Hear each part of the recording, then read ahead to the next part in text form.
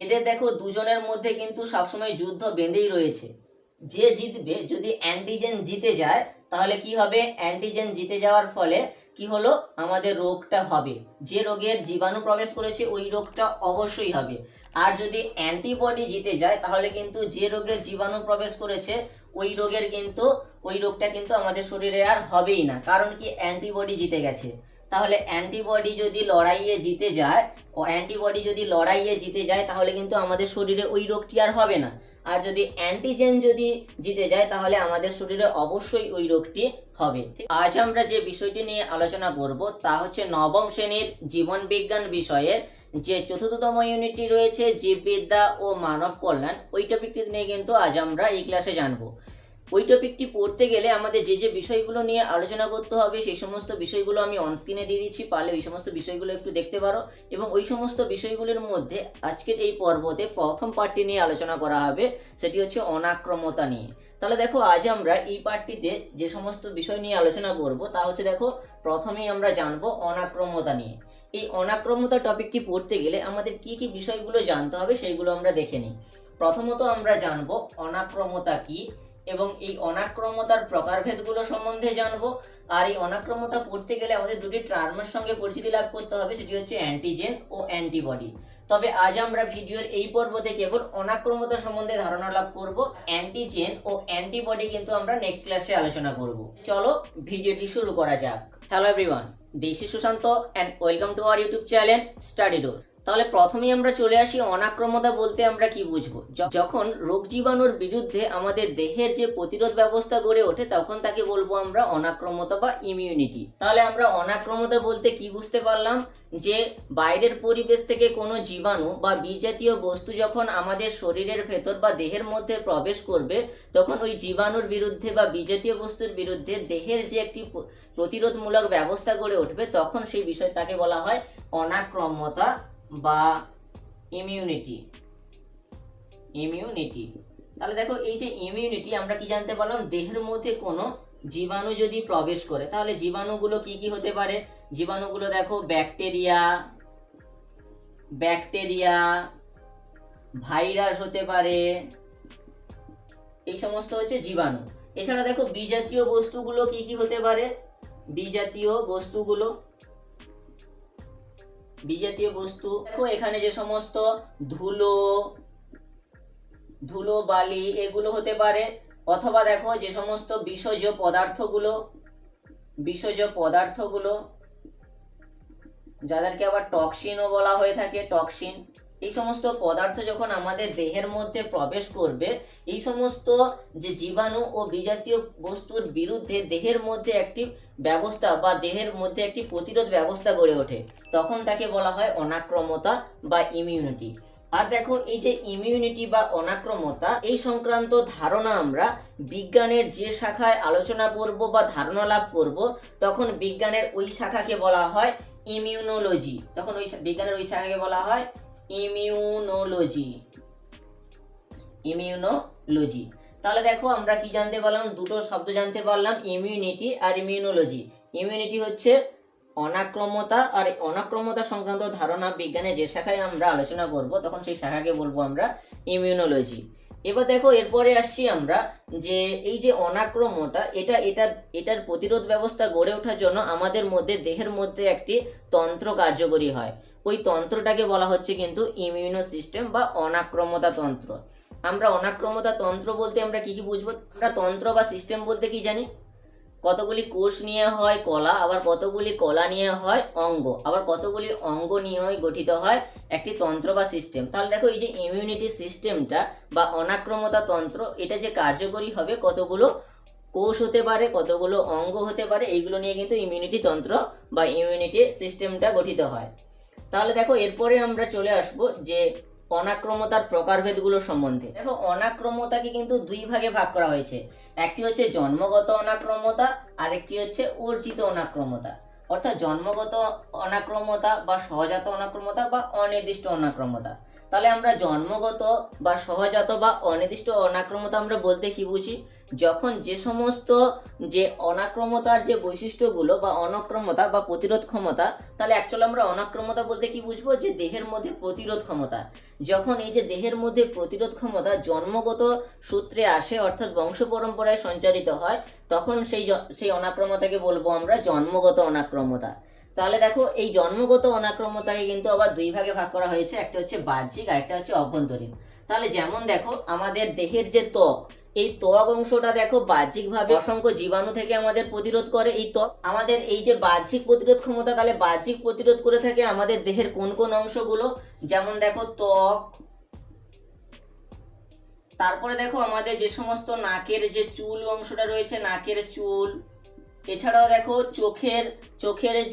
চোখে আমরা থাকে জানি জীবাণু ধ্বংসকারী লাইসোজোম থাকে, লাইসোজোম এনজাইম থাকে, বা মুখেও কিন্তু লাইসোজোম এনজাইম থাকে। এগুলো কি করে থাকে? বাহ্যিকভাবে প্রতিরোধ করে থাকে এই বাইরে থেকে আসা জীবাণু বা বিজাতীয় পদার্থকে কিন্তু বাইরে থেকে কিন্তু প্রতিরোধ করতে থাকে। তাহলে এই অংশগুলো কিন্তু আমাদের জন্মগত সূত্রে পাওয়া, ঠিক আছে। আর অভ্যন্তরীণ বলতে আমরা কি বুঝি? যে ভেতরের অংশগুলো যেগুলো জন্মসূত্রে পাওয়া। যেমন দেখো আমাদের যে পাকস্থলীর HCl রয়েছে, হাইড্রোক্লোরিক অ্যাসিড, এই হাইড্রোক্লোরিক অ্যাসিড কি করে?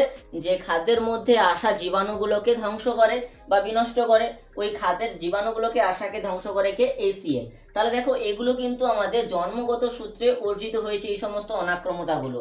তাহলে দেখো এটি হলো আমাদের জন্মগত অনাক্রমতা। আর অর্জিত অনাক্রমতা বা নির্দিষ্ট অনাক্রমতা আমরা কাকে বলবো? এই সমস্ত অনাক্রমতা কিন্তু আমাদের জন্মগত সূত্রে আসবে না, এগুলোকে কিন্তু আমাদের অর্জনের করতে হবে এই সমস্ত অনাক্রমতার ভাগগুলোকে। দেখো এর দুটি ভাগ, একটি হচ্ছে সক্রিয় অর্জিত অনাক্রমতা, আরেকটি হচ্ছে নিষ্ক্রিয় অর্জিত অনাক্রমতা। প্রথমে আমরা জানবো সক্রিয় অর্জিত অনাক্রমতা বলতে আমরা কি বুঝি। এরও দুটো ভাগ রয়েছে, প্রাকৃতিক সক্রিয় অর্জিত অনাক্রমতা, আরেকটি হচ্ছে কৃত্রিম সক্রিয় অর্জিত অনাক্রমতা। প্রাকৃতিক বলতে আমরা কি বুঝি? সক্রিয় অনাক্রমতা কাকে বলবো আমরা? যখন কোনো জীবাণু বা বিজাতীয় বস্তু আমাদের শরীরের মধ্যে প্রবেশ করার পর তাদের বিরুদ্ধে যে প্রতিরোধকমূলক ক্ষমতা গড়ে ওঠে, তখন তাকে বলবো সক্রিয় অনাক্রমতা। আর নিষ্ক্রিয় অনাক্রমতা কাকে বলবো? এক্ষেত্রে কিন্তু নিজের দেহে প্রতিরোধক ক্ষমতা গড়ে উঠবে না, অন্য কোনো ব্যক্তির প্রতিরোধক ক্ষমতা যখন এক ব্যক্তি থেকে অন্য ব্যক্তির দেহে ওই প্রতিরোধক ক্ষমতা যখন আসবে, তখন তাকে বলবো নিষ্ক্রিয় অর্জিত অনাক্রমতা। আমরা উদাহরণ সাপেক্ষে ব্যাপারটা ভালো করে বুঝতে পারবো।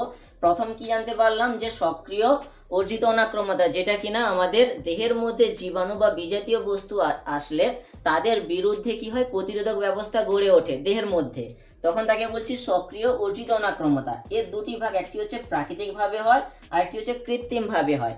প্রাকৃতিকভাবে কেমন? তাহলে দেখো প্রাকৃতিকভাবে যদি আমরা হয়ে থাকে এমন একটি যদি উদাহরণ দেখি, সাপোজ দেখো আমাদের গুটি বসন্ত।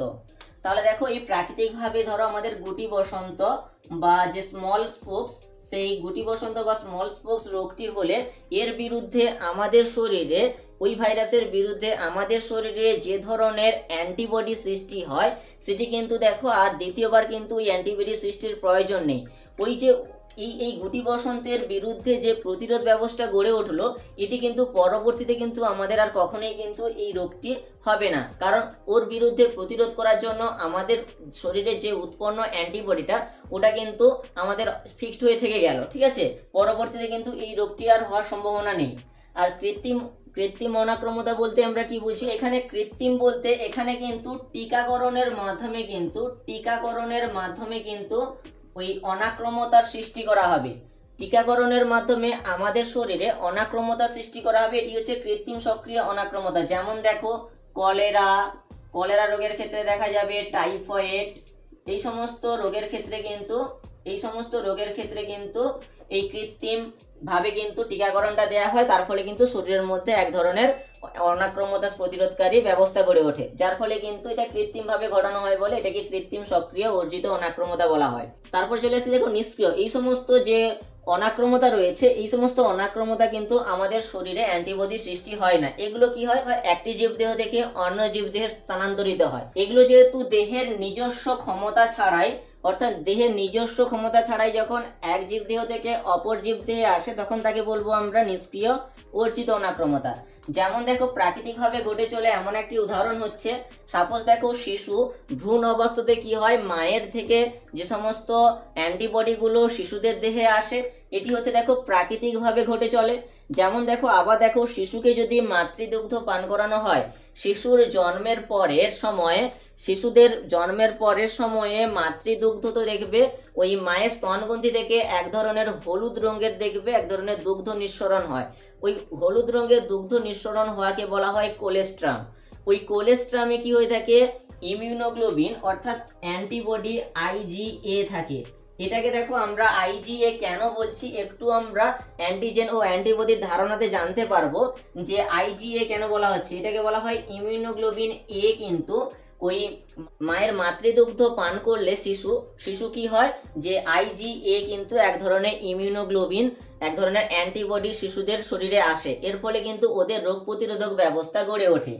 তারপরে চলে আসি দেখো কৃত্রিম। তাহলে দেখো কৃত্রিম নিষ্ক্রিয় অর্জিত অনাক্রমতা বলতে আমরা কি বুঝবো, এটা দেখো কোনো প্রাণীর বা মানুষের রক্তে কি হয়, আগে অ্যান্টিজেন প্রবেশ করিয়ে দেওয়া হয় এবং ওই অ্যান্টিজেনের বিরুদ্ধে কিন্তু এক ধরনের অ্যান্টিবডি সৃষ্টি হয়, এর ফলে কিন্তু ওই অ্যান্টিবডিটাকে কার্যকরী করা হয়। সাপোজ দেখো সাপের বিষ, তাহলে সাপের বিষ একটা টক্সিন বা বিষ পদার্থ, এটি হচ্ছে অ্যান্টিজেন।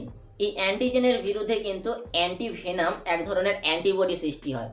ধরো কোনো সাপের বিষটা কোনো মানুষের রক্ত হোক বা কোনো প্রাণীর রক্তে প্রবেশ করানোর পর ওই যে অ্যান্টিজেনের বিরুদ্ধে এক ধরনের অ্যান্টিবডি সৃষ্টি হবে। ওই অ্যান্টিবডি সৃষ্টি হলে কি হয়, যে অ্যান্টিবডিটা কি সৃষ্টি হলো, অ্যান্টিভেনাম অ্যান্টিবডি সৃষ্টি হলো। ওই অ্যান্টিভেনাম অ্যান্টিবডিটাকে কিন্তু কোনো প্রাণীর দেহে প্রবেশ করালে রোগ প্রতিরোধক ব্যবস্থা কিন্তু গড়ে ওঠে। এটি হলো কৃত্রিম নিষ্ক্রিয় অর্জিত অনাক্রমতা। ঠিক আছে, তাহলে এরপর আমরা চলে আসি যে এখন কিছুক্ষণ কথা হচ্ছিল যে অ্যান্টিজেন অ্যান্টিবডি কি। তাহলে দেখো এই অ্যান্টিজেন আর অ্যান্টিবডির কি হয়, লড়াই হতে থাকে। তাহলে দেখো এরপর আমরা আসছি অ্যান্টিজেন ও অ্যান্টিবডি। এই অ্যান্টিজেন ও অ্যান্টিবডি বলতে আমরা কি বুঝবো, সবসময় মনে রাখবে এরা কিন্তু পরস্পরের শত্রু, এদের মধ্যে সবসময় যুদ্ধ বেঁধেই আছে।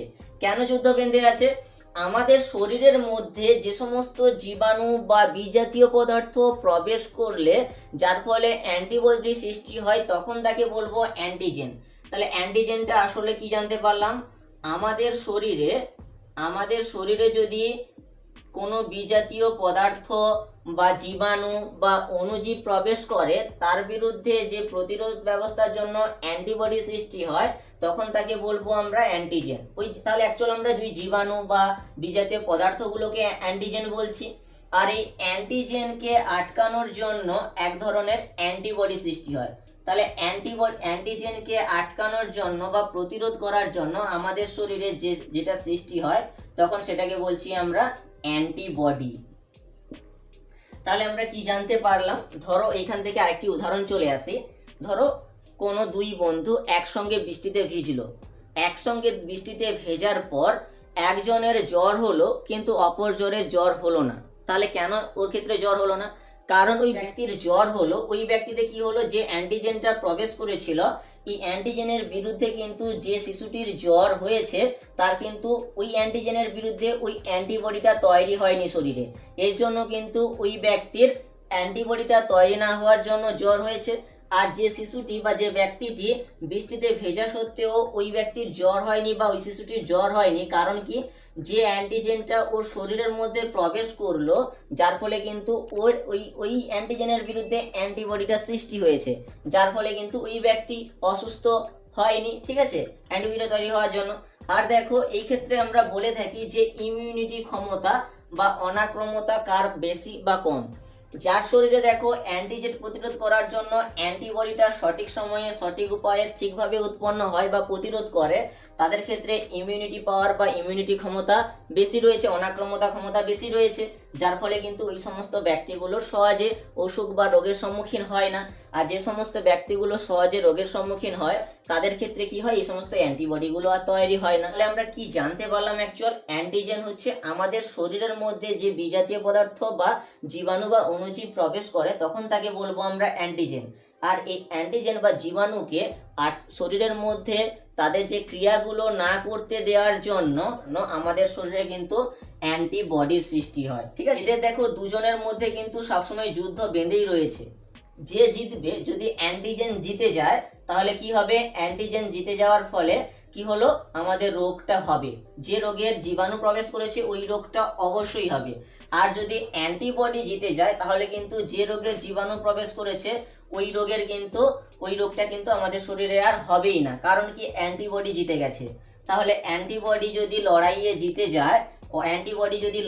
জিতে যায় তাহলে কিন্তু আমাদের শরীরে ওই রোগটি আর হবে না। আর যদি অ্যান্টিজেন যদি জিতে যায় তাহলে আমাদের শরীরে অবশ্যই ওই রোগটি হবে। এখান থেকে আরেকটি টার্ম জেনে নাও, যে আমাদের যে সমস্ত অণুজীবগুলো আমাদের রোগ সৃষ্টি করে সেই সমস্ত অণুজীবগুলোকে কিন্তু প্যাথোজেন বলা হয়। ঠিক আছে, প্যাথোজেন বলা হয়ে থাকে। এটা শর্ট কোশ্চেন আসে। এই ছিল ভিডিওর মূল বিষয়। আমরা পরবর্তী ক্লাসগুলোতে অ্যান্টিজেন ও অ্যান্টিবডি সম্পর্কে আজ আমরা যে সমস্ত বিষয়গুলো নিয়ে আলোচনা করলাম, এই সমস্ত বিষয় থেকে কি কি প্রশ্নগুলো এই সমস্ত প্রশ্নগুলো আমি অনস্ক্রিনে দিয়ে দিচ্ছি, পারলে ওই সমস্ত প্রশ্নগুলি ফলো করতে পারো।